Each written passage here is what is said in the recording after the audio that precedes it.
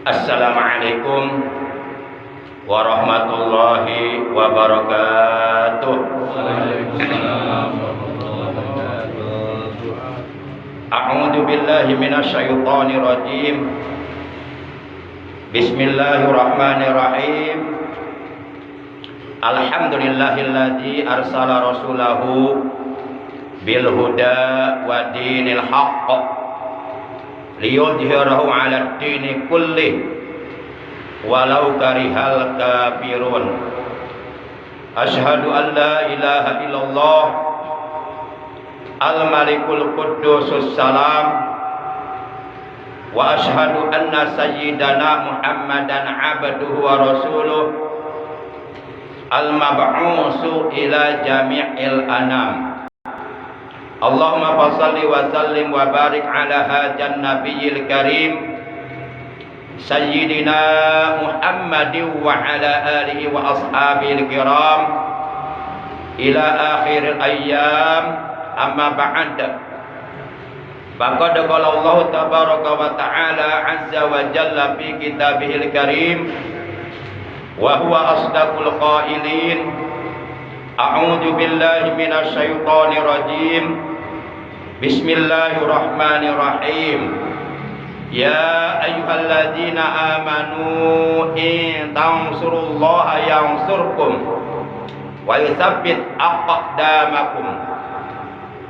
Wa qala ta'ala aydan fattaqullaha la'allakum tuflihun. Wa qala nabiyyuna sayyiduna Muhammadun sallallahu alaihi wa alihi wa sallam, talabul ilmi afdalu indallah minas shalah was siyam wal haji wal jihad fi sabilillah. Shadaqallahu maulana al-azimul karim wa sadaqa rasuluhun nabiyul habibul karim wa nahnu ala dzalika minasy syahidin wasyakirin walhamdulillahi rabbil alamin. Ma'asyiral muslimin, segenap jamaah majlisul ilmi, jamaah pengajian rutin malam Senin ba'da Isya Musalla Miftahul Jannah, Kampung Citek, Desa Jaya Mulia, Kecamatan Serang Baru, Bekasi, yang saya hormati rahimakumullah wa hadakumullah. Segala puji hanya bagi Allah. Salawat dan salam semoga tetap dilimpahkan selalu sampai hari kiamat tiba atas kekasihnya Allah yang kelak di hari kiamat beliau akan memberikan syafaat kepada umatnya yang tetap setia kepada beliau, kepada umatnya yang tetap cinta kepada beliau, kepada umatnya yang mengamalkan sunnah-sunnah beliau, juga mengamalkan ajaran Islam yang diajarkan oleh beliau. Beliau adalah baginda kita yang mulia tercinta, Nabi Agung, Nabi besar Muhammad sallallahu alaihi wasallam, beserta seluruh keluarga beliau, para beliau dan seluruh pengikut beliau. Semoga kelak di hari kiamat kita dan keluarga kita, juga saudara-saudara kita semuanya, oleh beliau di hari kiamat diakui sebagai umatnya dan mendapatkan syafaatul ujma dari beliau, juga mendapatkan telaganya beliau di hari kiamat. Amin ya Allah ya rabbal alamin. Ma'asyiral muslimin rahimakumullah wa hadakumullah. Malam ini kita sudah memasuki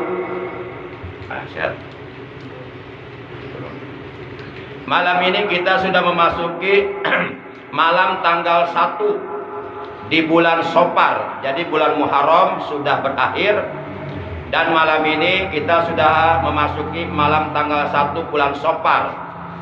Safar, Mulud, Silih Mulud, Jumadil awal, Jumadil akhir, Rajab, Roah, puasa lagi. Cepet kalau ngitung mah. Puasa lagi. Puasa lagi Ramadan ya. Tanggal 1 Muharram, tanggal 1 Safar tahun 1444 Hijriah, bertepatan dengan tanggal 30 ya di bulan Agustus tahun 2022 Masehi. Mari kita awali pengajian rutin kita pada malam ini sebagaimana biasa, yaitu dengan pembacaan Ummul Kitab dan dengan pembacaan sholawat atas Nabi kita tercinta. Pahalanya dari kedua bacaan tersebut kita hadiahkan untuk seluruh ahli kubur keluarga kita yang telah mendahului kita, yang seiman, seagama, seakidah dengan kita, terutama untuk para orang tua kita, para sesepuh kita, paman bibi kita, kakak adik kita, anak cucu kita, dan guru-guru kita. Dan semoga dengan barokah, karomah, mujizat, kemuliaan dan keagungan dari surah Al-Fatihah, juga barokah dari bacaan sholawat, apabila ada di antara anggota keluarga kita ataupun saudara kita ataupun tetangga kita yang seiman, seagama, seakidah dengan kita, yang saat ini sedang dalam keadaan sakit, semoga yang sedang sakit oleh Allah segera disembuhkan dari sakitnya dan diberikan kesehatan yang barokah, yaitu kesehatan yang selalu digunakannya untuk beribadah kepada Allah Subhanahu wa taala. Dan kita juga, keluarga kita semuanya, semoga oleh Allah selalu disehatkan. Bidil ganiyatil Fatihah. A'udzu billahi minasyaitonir rajim. Bismillahirrahmanirrahim. Alhamdulillahirabbil alamin. Arrahmanir rahim. Maliki yaumiddin. Iyyaka na'budu wa iyyaka nasta'in. Ihdinas siratal mustaqim. Siratal ladzina an'amta 'alaihim ghairil maghdubi 'alaihim waladdallin. Rabbighfir lana wa liwalidayna amin. Ya Nabi salam alaika, ya Rasul salam alaika, ya Habib salam alaika, sholawatullah alaika. Asraqal kaunu ibtihajan biwujudil Mustafa Ahmad wa li ahlil kauni unsun wa sururun qad tajaddad. Allah ya Nabi salam alaika, ya Rasul salam alaika, ya Habib salam alaika, sholawatullah alaika. Bali rabbi kullu hamdin jalla ayyah surahu ad idhabana biwujudi al-Mustafa al-Hadi Muhammad. Allah ya Nabi salam alaika, ya Rasul salam alaika, ya Habib salam alaika, sholawatullah alaika.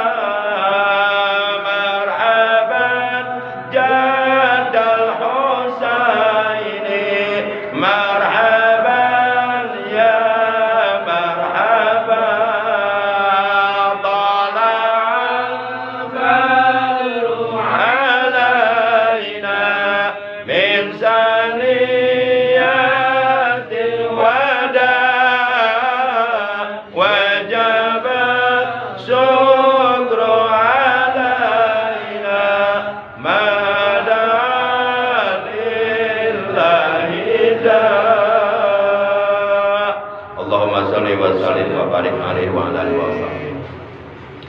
Ma'asyiral muslimin, segenap jamaah Majlisul Ilmi yang dimuliakan oleh Allah, yang saya hormati, rahimakumullah wa hadakumullah. Insyaallah pada pertemuan pengajian rutin kita malam ini, Al-Fakir akan membahas kajian ilmu fikih dengan menggunakan kitab Fathul Mu'in, atau referensinya atau marojiknya kitab Fathul Mu'in, halaman 3 baris yang ke-12 dari atas. Namun sebelum kita mengkaji ilmu fikih yang terdapat di dalam kitab Fathul Mu'in, terlebih dahulu alangkah baiknya ketika kita menghadiri majlis ilmu atau menghadiri majlis taklim atau menghadiri pengajian rutin dimanapun, di samping di dalam hati kita ada niat tholabul ilmi, ada niat melaksanakan perintah Allah dan Rasulnya, ada niat silaturahim, ada niat menghidupkan agama, ada niat mensiarkan dan mengagungkan syiar Allah, ada niat mempertahankan ajaran Islam, juga tidak kalah pentingnya agar seyogyanya di hati kita juga ada niat menolong atau membela agama Allah. Supaya apa? Supaya kita selalu berada dalam pertolongan Allah. Kalau kita selalu berada dalam pertolongan Allah, maka tentu ketika kita menghadapi suatu permasalahan, tentu akan ditolong oleh Allah. Dan supaya Allah menetapkan kedudukan kita pada kedudukan yang mulia. Waalaikumsalam. Meneguhkan kedudukan kita pada kedudukan yang mulia. Mulia indallah, mulia indannas. Mulia di sisi Allah, juga mulia di sisi manusia. Hal ini sebagaimana diterangkan oleh Allah dalam Al-Quran, surah yang ke-47, yaitu surah Muhammad. Ini Muhammad, ini nama Nabi kita. Jadi nama Nabi kita oleh apa dijadikan nama surah dalam Al-Quran. Surah 47, surah Muhammad, juz 26, ayat yang ke-7, dengan sangat jelas Allah telah berfirman, ya ayyuhalladzina amanu in tansurullaha yansurkum wa yusabbit aqdamakum. Hai orang-orang yang beriman, berarti seluruh orang-orang yang beriman, apapun warna kulitnya, apapun bangsa dan negaranya, apapun bahasanya, apapun rasnya, dimanapun mereka tinggal, dimanapun mereka berdomisili, seluruh orang-orang yang beriman dalam ayat ini, mereka semuanya dipanggil oleh Allah.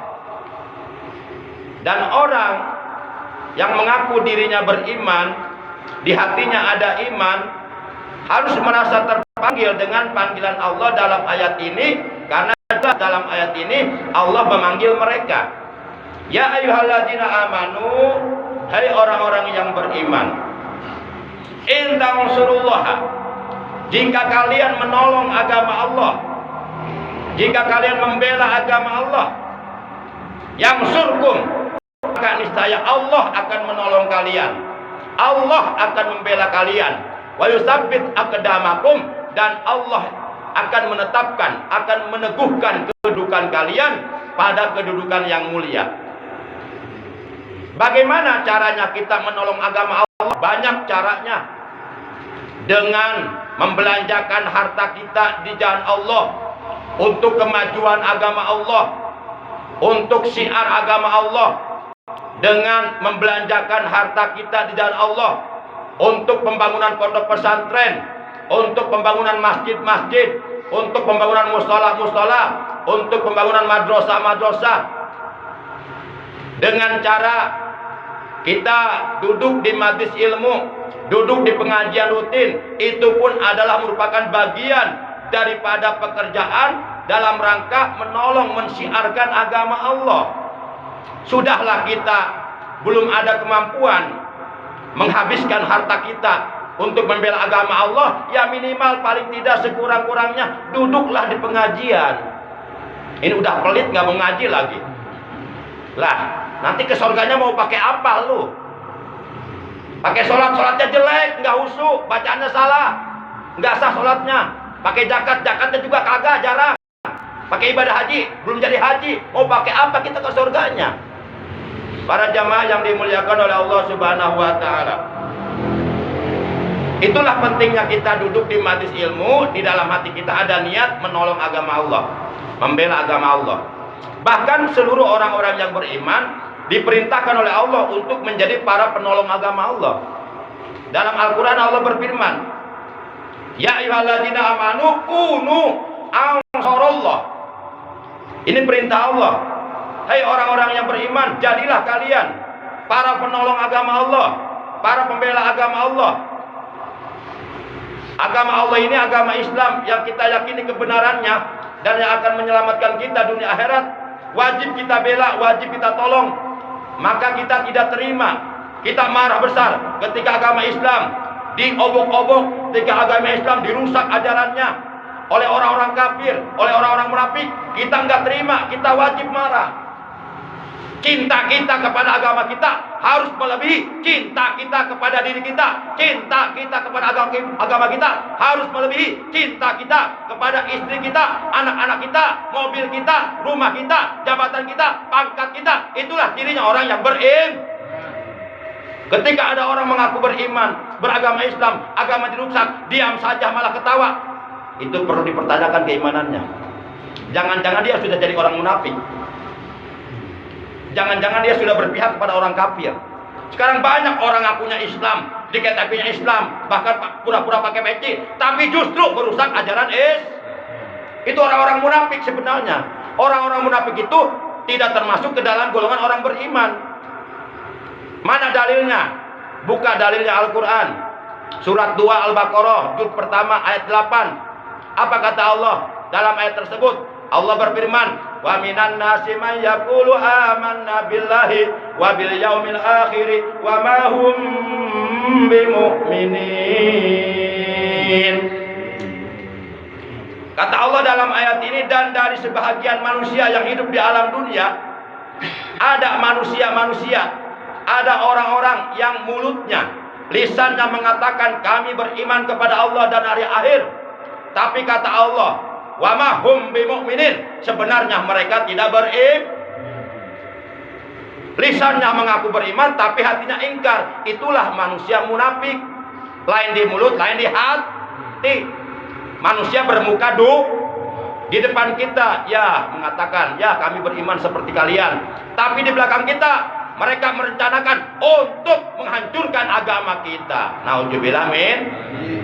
Itulah manusia serigala berbulu domba. Kalau orang kafir Harobi seperti Yahudi, Nasrani, itu sudah jelas kekafirannya. Ini orang munafik, penampilannya seperti orang Islam, pakai peci, pakai sorban, pura-pura jadi haji. Tapi justru mereka merongrong ajaran Islam dari dalam. Berarti eksistensi keberadaan orang munafik di dalam agama Islam jauh lebih berbahaya daripada orang kafir Harobi. Kira-kira ini yang saya sampaikan bisa dimengerti tidak ini? Bisa dipahami tidak? Jadi orang munafik itu jauh lebih berbahaya daripada orang kafir. Dan sebenarnya kata Allah dalam ayat tersebut, orang-orang munafik itu bukan orang Islam, orang kafir. Karena hatinya ingkar. Kita mengaku beriman, nggak jadi pengakuan kita sebagai orang beriman kalau hanya sebatas di mulut. Tapi di hati kosong, malah di hati ingkar, nggak jadi keimanan kita. Karena menurut keterangan hadis di dalam kitab Muhtarul Ahadits An-Nabawiyah karangan Said Hasim Al-Hashimi, Said Ahmad Al-Hashimi rahimahullah taala wa nafa'ana bi ulumi fid dharain, itu ada hadis mengatakan Al-iman iqrarum bil lisan wa tasdiqum bil qalbi wa amalum bil arkan. Yang disebut iman itu diucapkan dengan lisan. Asyhadu an la ilaha illallah wa asyhadu anna Muhammadar Rasulullah. Kemudian dua kalimat syahadat tersebut yang kita ucapkan dengan lisan kita, itu di hati kita membenarkan terhadap makna yang terkandung dalam ucapan dua kalimat syahadat. Berarti di hati harus ada pembenaran terhadap makna yang terkandung dalam ucapan dua kalimat syahadat. Dan itu pun belum cukup. Maka kita harus mampu berusaha semaksimal mungkin, seoptimal mungkin, memanifestasikan, membuktikan keimanan kita dengan seluruh anggota badan kita, dengan cara melaksanakan perintah-perintah Allah, menjauhi larangan-larangan Allah. Barulah kita disebut orang beriman. Kalau hanya sebatas di mulut, saya beriman kepada Allah dan saya beriman kepada Muhammad, tapi perintah-perintah Allah seperti sholat waktu ditinggalkan, ngomong doang, itu bohong. Nanti keimanannya ditolak oleh Allah karena tidak ada bukti, hanya omong do. Yuk buktikan keimanan kita dengan cara bertakwa kepada Allah, melaksanakan perintah-perintah Allah. Ini ngaji perintah Allah bukan? Perintah Allah, bahkan hukumnya wajib. Jadi kalau kita nggak ngaji, dosa kepada Allah. Nggak percaya, tanyain saja sama Allah loh, kalau bisa mah.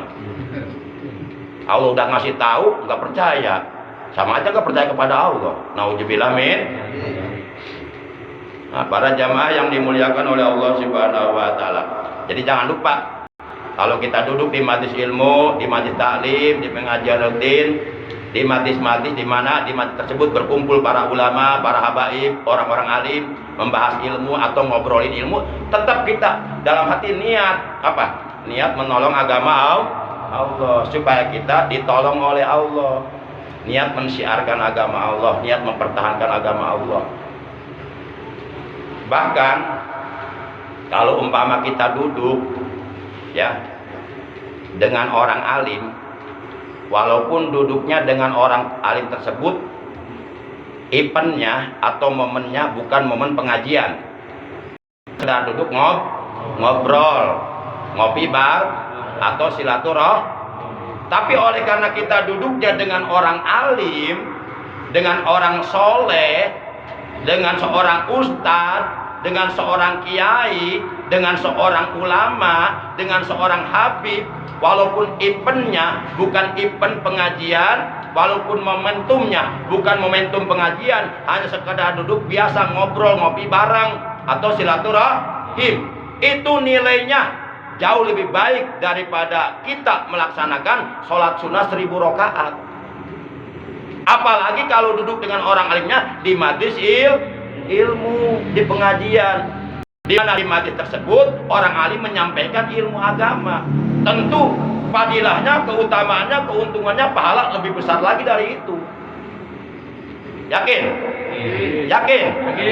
Masa nggak yakin? Kalau nggak yakin jangan ngaku orang beriman. Ini bukan kata saya. Rasulullah Shallallahu Alaihi Wasallam beliau bersabda, "Julusu sa'atin indal ulama ahabu ilaya min alfi raqatin." Ini siapa yang ngomong? Berarti Rasulullah. Kalau saya mah hanya menyampaikan sabda beliau, penyambung lidah.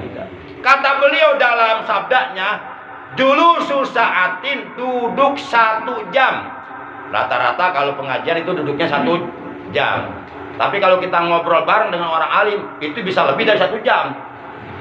Karena banyak pendukungnya, ada cemilannya, ada kopinya. Di semangat ngobrolnya. Kalau di pengajian cuma cai doang. Alhamdulillah. Coba kalau sekarang ada bakakak tuh. 1 orang 1 bakakak.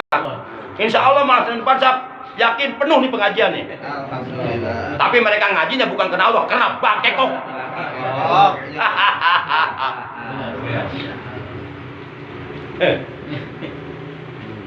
Para jamaah yang dimuliakan oleh Allah Subhanahu wa taala, julusu sa'atin, duduk 1 jam. Memang rata-rata pengaji itu 1 jam. Dan memang sesuai dengan hadis dalam kitab Tadqul Qaul, ngaji itu alokasi waktunya 1 jam, itu standar. Jangan kurang, jangan lebih. Kalau kurang nanti pembahasannya nggak mencapai kesempurnaan. Kalau lebih nanti jamaahnya pada ngantuk, pada buyar konsentrasinya, pada ngegerutu, pada gual-geol bujurnya, kepanasan. Karena orang kalau kelamaan ngaji itu nggak betah. Tapi kalau nonton di depan televisi, nonton sepak bola 2 jam kuat dia. Apalagi di depan artis yang kelihatan pahanya, melotot dia. Itulah kelemahan kita sebagai orang seharusnya ngaji lebih semangat. Para jamaah yang dimuliakan oleh Allah Subhanahu wa taala. Julusul sa'atin, duduk 1 jam indal ulama, dengan para ulama. Duduk 1 jam dengan orang alim. Duduk 1 jam dengan guru kita. Duduk 1 jam dengan kiai, dengan habib. Terlepas dari apakah duduknya membahas ilmu ataupun tidak, atau hanya sekedar ngobrol-ngobrol biasa saja, atau hanya sekedar ngopi bareng saja, makan bareng saja. Ahabbu ilayya, kata Rasulullah, lebih aku sukai min alfi rakaatin tatuan, daripada kalian melakukan sholat sunnah 1000 rakaat. Coba jawab jujur.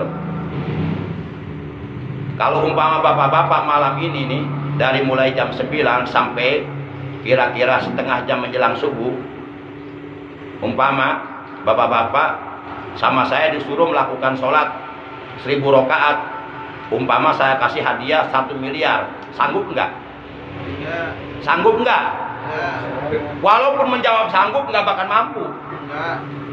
Baru dapat 100 rakaat udah pingsan, udah kelowong, gedeblu gue akhirnya, bawa ke rumah sakit. Emang 1000 rakaat sedikit? Boro-boro 1000 rakaat.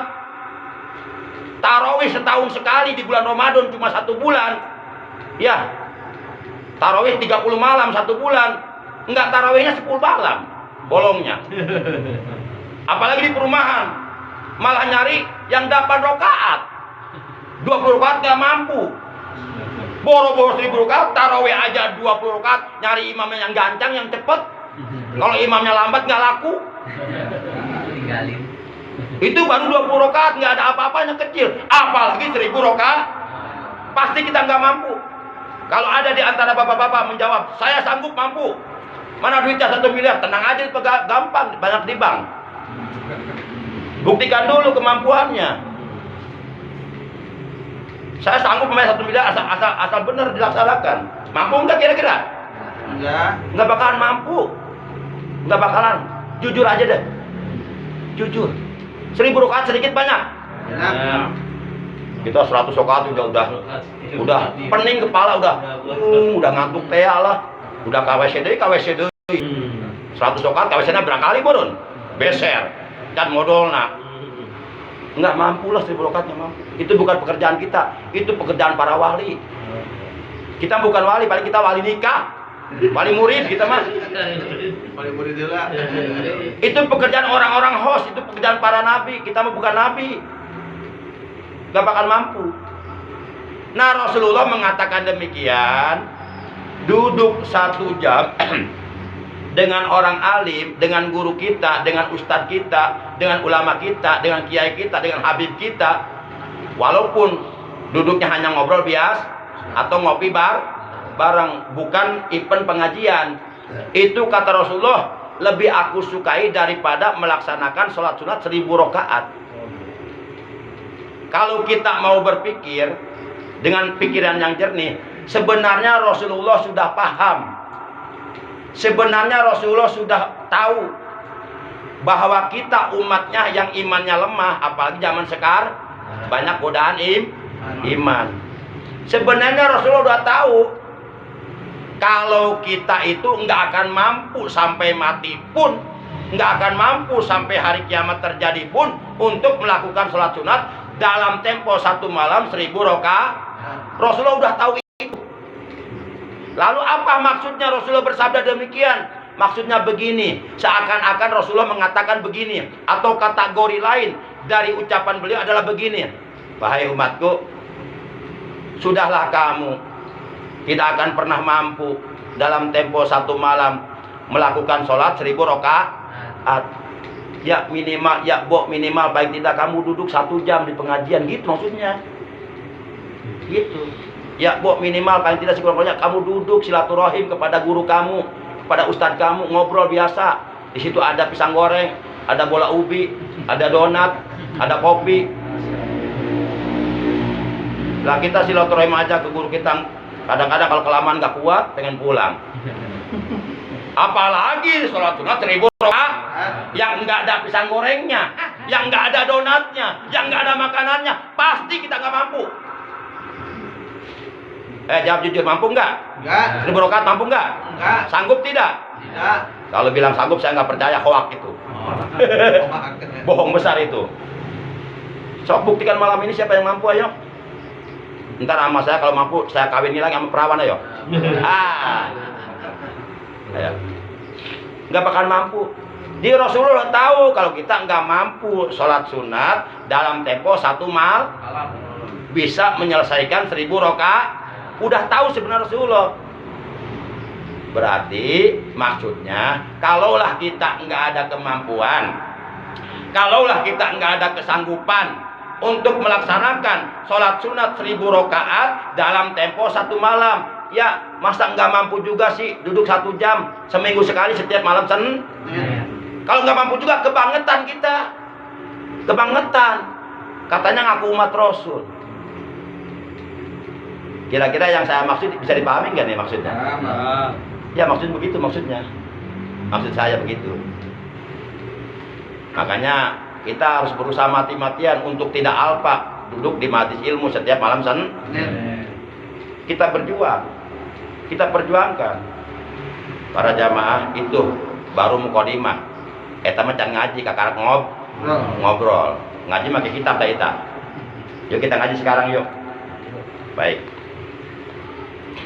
Di dalam kitab Fathul Mu'in halaman 3 baris yang ke-12 dari atas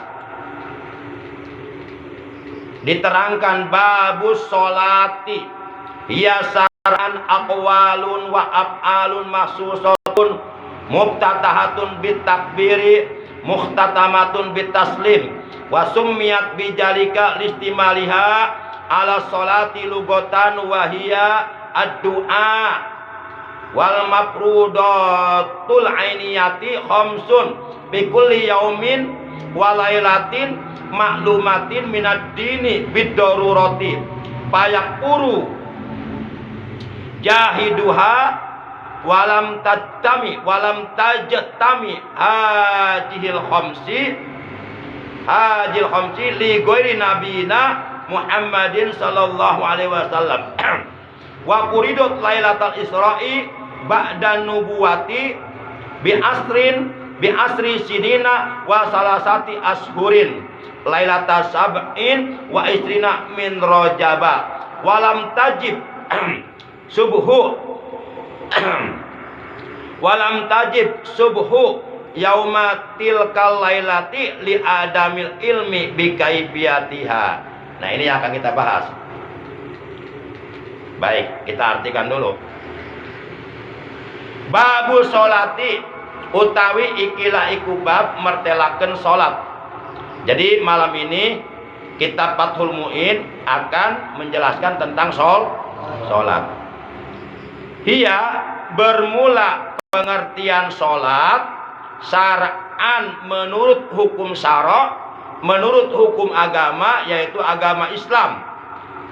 Awalun yaitu ucapan-ucapan atau bacaan-bacaan, wa af'alun dan perbuatan-perbuatan mahsusatun yang telah ditentukan oleh agama, muftatahatun yang dibuka atau dimulai bitakbiri dengan melakukan takbiratul ihram, muhtatamatun dan ditutup bitaslim dengan ucapan assalamualaikum. Nah itu pengertian sholat menurut hukum syara', menurut hukum agama. Orang kebanyakannya nyebutnya syara'. Udah tahu itu huruf ro dibaca ra. Salah nggak? Salah. Coba kita baca Quran. Alam nasroh lakal sodorok. Yang kedua, alam nasrah lakal sodorok. Mana yang salah? Yang pertama, yang kedua. Nasrah. Kesalahannya di mana? Huruf ro dibaca ra. Khairoyyaroh. Betul salah? Khairoyyaroh betul salah? Coba kalau begini, khairayyarah. Salah. Salahnya mana? Huruf ro dibaca. Sama saro itu pakai ro, tapi kebanyakan nyebutnya hukum syara dan hukum agama. Syara, sinnya sin besar, pakai ro. Ro jangan dibaca ra. Jangan bilang, "Bu, beli combra." "Bu, beli misra." "Bu, beli sanggorong."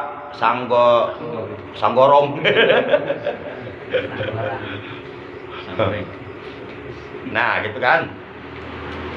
Nah, itu pengertian sholat menurut hukum syara', menurut hukum agama adalah aqwalun wa af'alun mahsusatun bitakbir muhtatamatun bitaslim. Jadi yang dimaksud sholat di dalam agama Islam itu adalah ucapan-ucapan, perbuatan-perbuatan yang dibuka, yang dimulai dengan takbiratul ihram, Allahu Akbar, dan ditutup dengan salam, Assalamualaikum warahmatullah. Itulah pengertian sholat. Kalau orang nggak ngaji, ketika dia ditanya sholat itu apa, pasti jawabannya bukan begitu. Pasti jawabannya bisa begini, sholat itu ibadah. Nah, kalau ditanya sholat itu apa, jawabannya ibadah, tepat enggak? Tepat enggak? Salah mah enggak, cuma enggak tepat. Karena ibadah itu bukan sholat saja. Sekarang kita nggak duduk di begini nih, mendengarkan. Ibadah bukan? Ibadah. Kita malam Jumat nih, honeymoon sama istri kita. Ibadah bukan? Ibadah paling nikmat itu. Meredahar ibadah. Meredahar ibadah. Ngawin randa ibadah. Ayo. Ibadah itu baik, bukan sholat saja. Maka ketika kita ditanya sholat itu apa, jawabannya ibadah, kurang tepat. Kalau salah sih salah mah enggak, cuma kurang tepat, kurang efektif. Nah, yang tepat jawabannya tadi, sholat itu adalah aqwalun wa af'alun mahsusatun muftatahatun bitakbir muhtatamatun bitaslim. Sholat itu adalah ucapan-ucapan, perbuatan-perbuatan ya yang telah ditentukan oleh hukum agama, yang dimulai dengan takbiratul ihram, Allahu Akbar, dan ditutup dengan salam, Assalamualaikum warahmatullahi wabarakatuh. Baru tepat jawabannya.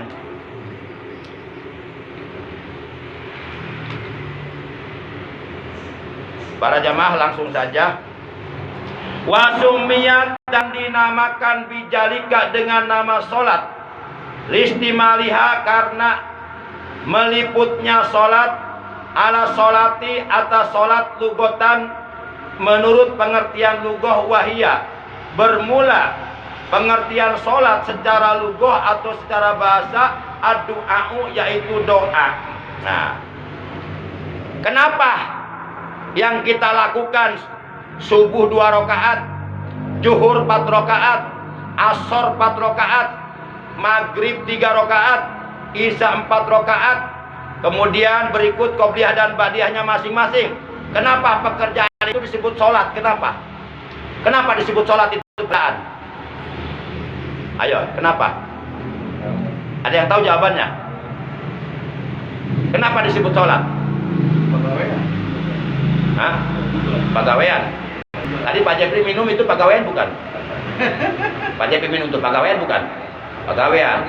Nah, minumnya Pak Jepri bisa disebut sholat enggak? Ya enggak, ya minum. Masa cuma minum disebut sholat? Kenapa? 2 rakaat, zuhur 4 rakaat, asar 4 rakaat, kemudian maghrib 3 rakaat, isya 4 rakaat yang kita kerjakan sehari semalam 17 rakaat, itu perbuatan tersebut pegawaian eta disebut sholat. Kunaon disebut sholat? Ayo jawaban naon? Moal jawaban dalam teu ngaji mah. Anu ngaji ge jawabanna salah, komo teu ngaji. Kewajiban bukan sholat saja. Kita ngaji wajib nggak? Wajib. Makan wajib. Makan mubah. Siap penting sebeumur. Teu dahar kajeun moal dorak ieu kan siap modal meureun. Atuh lamun makan wajib lamun teu dahar mah dorak aku duda dahar wae meureun nya. Dahar teu eureun nya. Oh, ayeuna modal teu eureun. Barangkali ciri-ciri umat Islam, Ustaz, muslim. Nah, kalau ciri-ciri umat Islam boleh, bisa masuk. Ya, bisa masuk. Tapi yang saya tanyakan, kenapa 17 rakaat disebutnya sholat gitu? Kalau sholat itu menjadi ciri umat Islam itu betul. Tapi itu enggak relevan dengan apa yang saya tanyakan, enggak masuk. Jadi di luar pertanyaan, sebab saya enggak nanya apa ciri-cirinya umat Islam, baru jawaban sholat tadi. Nah, pertanyaan saya bukan itu. Itu pertanyaannya, saya bukan bertanya tentang ciri-ciri umat Islam, tapi yang saya tanyakan, kenapa yang 17 rakaat disebut sholat itu? Ini ada jawabannya nih. Ini jawabannya nih. Jawabannya, wasumiyat bijalika listimali ala sholati lugotan wahiyat doa. Nah, itu jawabannya. Udah paham belum? Itu udah dikasih tahu belum paham juga. Kok mau langsung ngaji meremnya? Segitu teh udah dikasih tahu belum paham juga, apalagi nggak ngaji. Nah, disinilah kita pentingnya mencari ilmu. Oh, kudu di hati dalam benernya. Oh, gitu maksudnya. Oh, jelasnya. Jadi yang 17 rakaat semahari semalam yang kita kerjakan dibagi 5 waktu, yaitu subuh 2 rakaat, zuhur 4 rakaat, asar 4 rakaat, maghrib 3 rakaat, dan isya 4 rakaat. Itu disebut sholat karena meliputnya pekerjaan tersebut. Secara bahasa, sholat diartikan doa. Jadi menurut bahasa, sholat diartikan doa secara bahasa. Nah, oleh karenanya maka pekerjaan tersebut disebut sholat. Karena secara bahasa pekerjaan tersebut dinamakan tapi menurut bahasa menurut lugo. Jadi menurut bahasa, menurut lugo, ya, sholat itu adalah doa. Ini menurut bahasa. Tapi pengertian sholat menurut bahasa yaitu doa itu tidak masuk dengan pengertian sholat menurut hukum agama. Kalau pengertian sholat untuk agama yang tadi, ucapan-ucapan, perbuatan-perbuatan, ya, yang telah ditentukan oleh hukum agama yang dibuka dengan takbiratul ihram dan ditutup dengan salam.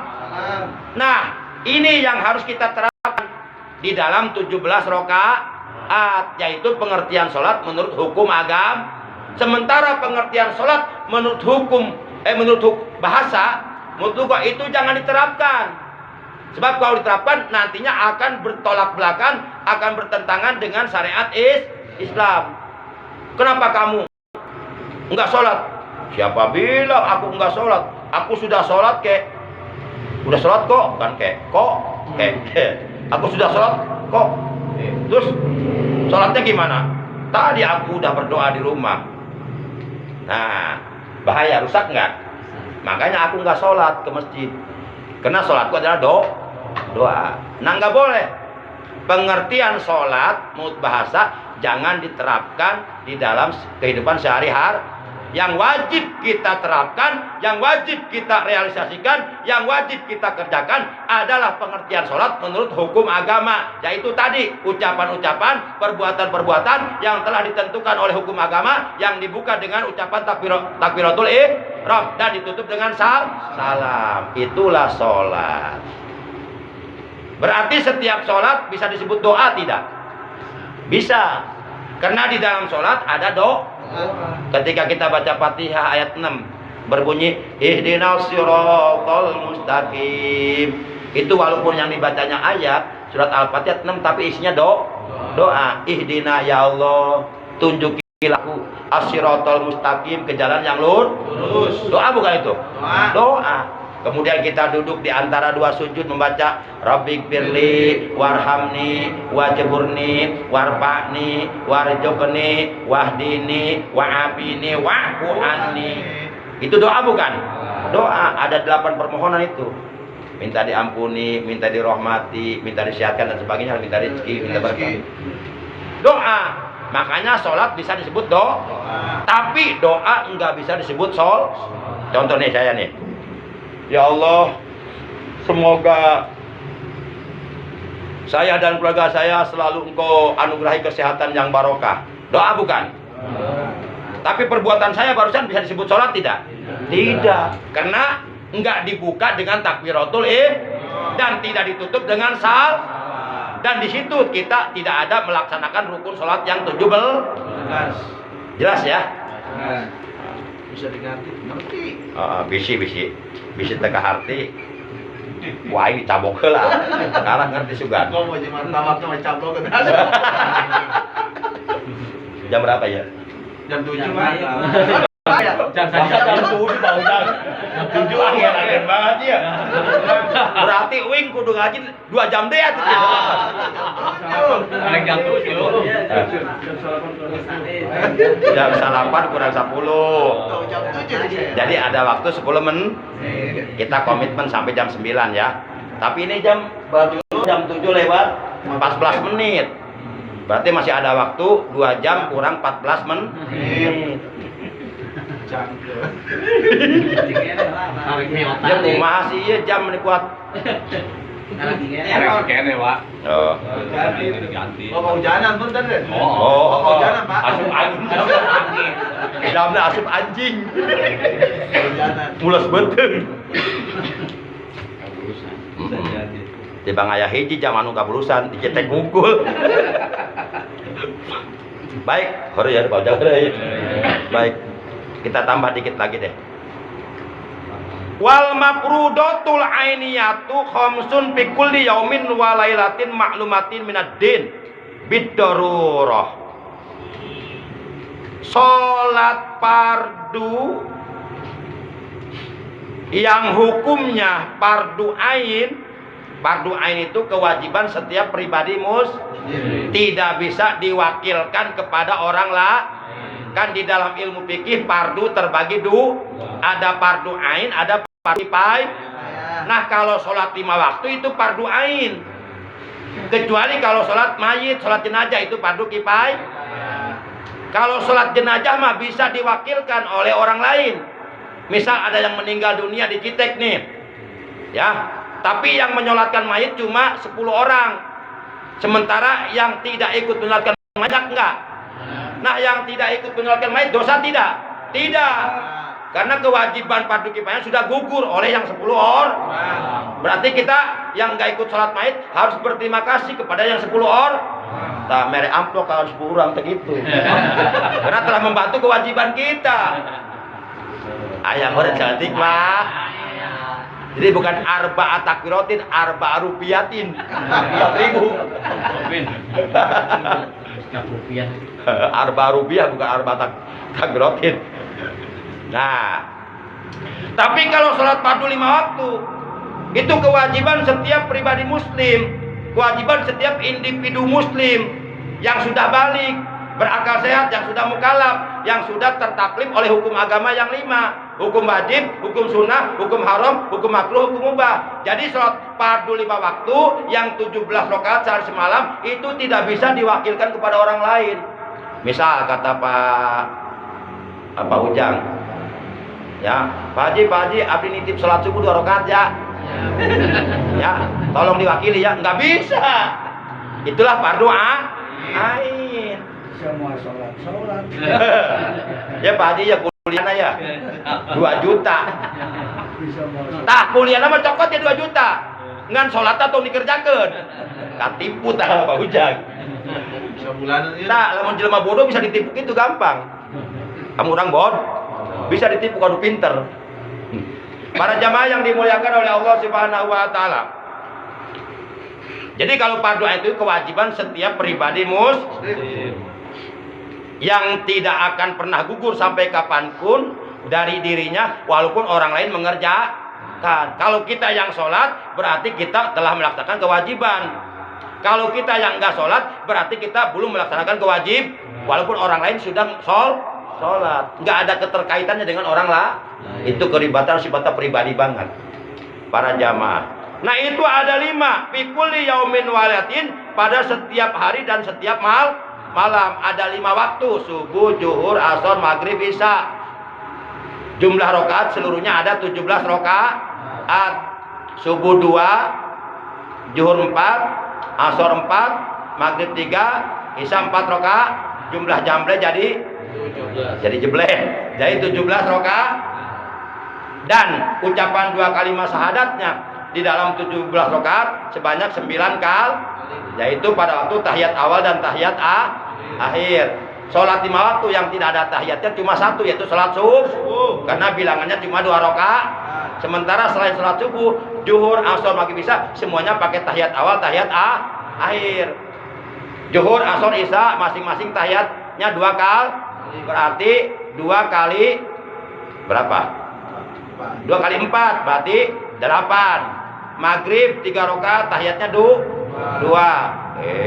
Salah ngitungnya. Pokoknya intinya ucapan 2 kalimat syahadatnya dalam 17 rakaat itu sebanyak 9 kali.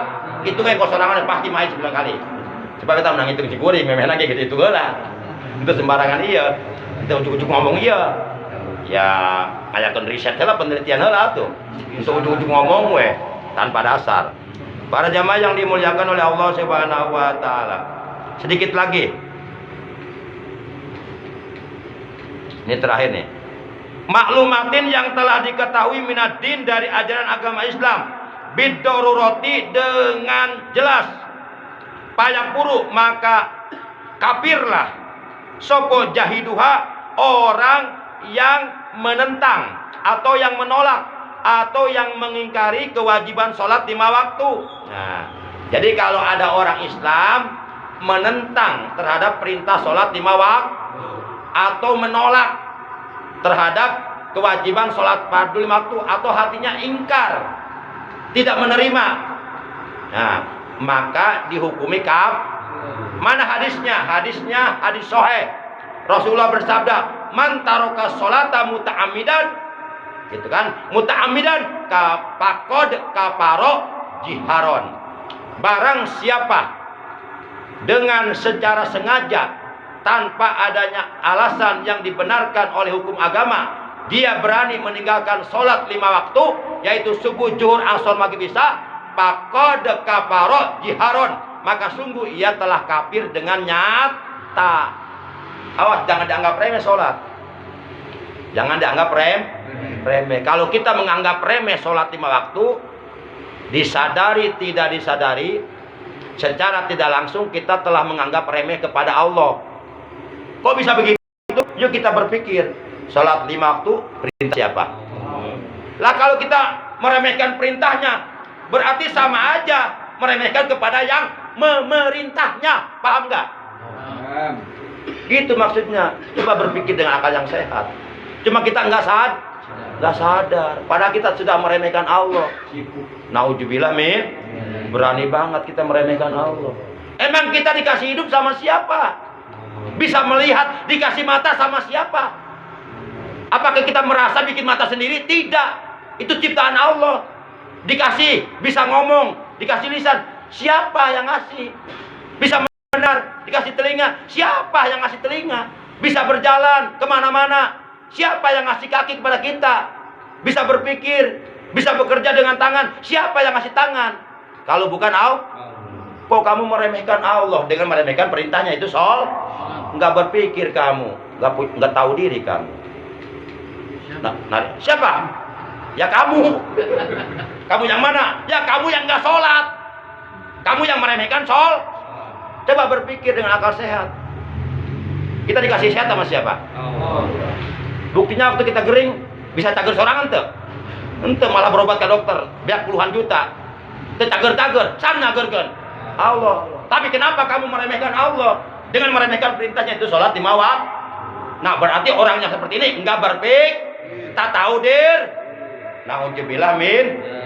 Kira-kira aing ngomong ke hati ya? Hah? Hati itu ya? Jelas? Bisa dipahami? Puntennya eta ya aing-aingan eta. Da tugasan datang eta. Da apa eta mah? Hapunten. Kadang-kadang sok kaleur kata-kata aing teh. Tapi lain disebut lain teh asli. Lain. Harap malum ya, harap malum. Kalau kata aing berarti bukan simkuring itu bukan. Simkuring insyaallah teh kitu. Tah harupina mung sakieu tah eta simkuring tah. Asli tah, aya pertanyaan. Assalamualaikum warahmatullahi wabarakatuh. Waalaikumsalam warahmatullahi wabarakatuh. Dia nolak sakumah tema anu dibimbingkeun ka ustaz nyaeta tema masalah bab salat. Salat nyaeta aya 5 waktu. Nah, tadi dia simkuring anu rek nanya masalah salat anu asar jeung zuhur. Pernah simkuring ya ada salat asar jeung zuhur. Ada nya ke sholat asar teh kedatangan kamu urang ke sholat sedangkan pan suara urang teu meunang dikeraskeun kitu nya Ustaz. Mohon da sholat syariah. Eta kitu mun maghrib subuh eta meunang pan suara urang disunahkeun dijaharkeun. Mun masana di asar jeung zuhur mah teu tiasa di mohon makruh eta kenging. Tah kai di waktu abdi teh kedatangan tamu Mohon Assalamualaikum abdi keur salat nya kurang keur salat atuh kurang kudu nembalan kan teu batal. Batal. Waalaikumsalam mangga kalebet calik batal. Lanjut. Abdi teh terus kakarak nyorang 2 rakaat. Tah urang teh abdi pernah nembalanana keur ngucapkeun talabul ihram Pak Ustaz. Oh nya. Allahu Akbar. Ditarikeun. Dibedaskeun kitu Pak Ustaz. Mohon. Saya tak kumpul Ustaz. Berarti saya takbiratul ihram atuh pantos kenging 2 rakaat. Ari takbiratul ihram takbir pertama, berarti takbir intikal namina. Perpindahan dari satu rukun menuju rukun berikutnya. Bisa enggak Pak Ustaz tah? Tah, tah sakitu mangga. Siap atur nuhun Pak Haji. Atur nuhun Pak Haji, atur nuhun. Pak Ujang bertanya enggak Pak Ujang? Pak Ujang bertanya enggak? Terus yang lain ini Pak Cipto. Kadi Pak Ujang bertanya enggak? Cukup. Pandang. Pak Cipto. Ada pertanyaan? Bentar Pak Haji ya. Sebelumnya dijawab, saya mau tanya saja satu nih. Ini Pak apa? Bukan. Pak Nopi, ada pertanyaan? Apa tuh? Abah ada pertanyaan, Bah? Nah. Nggak ada. Terus itu yang sono no? Mas. Nanya mual, Mas. Lain bisa nanya yang kawin deh gitu. Bapak mau nanya? Nggak ada pertanyaan? Nggak ada, Pak Jepri. Ini Pak ini, Pandang. Lanjut. Iya, Pak Radi. Lanjut baik. Ada kawin deh mual.